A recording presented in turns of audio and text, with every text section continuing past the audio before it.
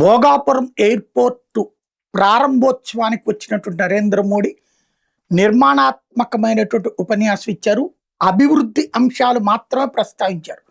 ఎలాంటి కాంట్రవర్సీస్ జోలికి పోకుండా, వివాదాలతో సంబంధం లేకుండా తను చేస్తున్న అభివృద్ధి గురించి, రాష్ట్రంలో జరుగుతున్న అభివృద్ధి గురించినే ప్రస్తావించుకొచ్చారు.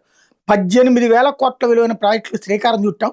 ఈ ప్రాజెక్టులు ఆంధ్రప్రదేశ్ని శరవేగంగా అభివృద్ధి దిశగా తీసుకెళ్తాయి. గిరిజన సంప్రదాయ నృత్యం దింసాను చూసి మధురానుభూతికి లోనయ్యాను. అభివృద్ధిలో రికార్డులతో పాటు దింసా నృత్యం కూడా రికార్డు సృష్టించింది. ఒకేసారి 13,000 మంది గిరిజన మహిళల నృత్యం నిజంగా అద్భుతం. చంద్రబాబు విజన్కి హృదయపూర్వక అభినందనలు. భోగాపురం ఎయిర్పోర్ట్ ఉత్తరాంధ్ర అభివృద్ధికి కొత్త రన్వేగా, ఆంధ్ర యువత ఉజ్వల భవిష్యత్తు కొత్త లాంచ్ ప్యాడ్ లాగా పనిచేస్తుంది.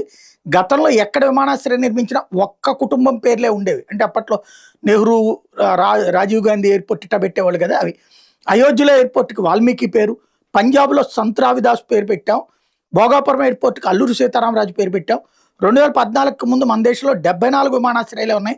మేము వచ్చాక 12 ఏళ్లలో 106 విమానాశ్రయాలు వచ్చినాయి. ఇది దేశాభివృద్ధిలో కీలకం.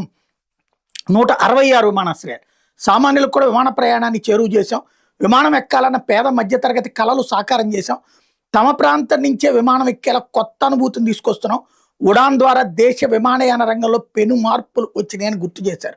దేశంలో బ్లూ ఎకానమీ అభివృద్ధి చేస్తున్నాం. విశాఖపట్నం నుంచి కృష్ణపట్నం వరకు పాత పోర్టులు అభివృద్ధి చేస్తున్నాం. మూలపేట, రామాయపట్నంలో కొత్త పోర్టులు నిర్మిస్తున్నాం. పోర్టుల అభివృద్ధితో పాటు హైవే ఎక్స్ప్రెస్లు సరికొత్త వేగాన్ని అందిస్తున్నాయి. ఆంధ్రప్రదేశ్లో 1,00,000 కోట్ల విలువైన రైల్వే ప్రాజెక్టు పనులు జరుగుతున్నాయి.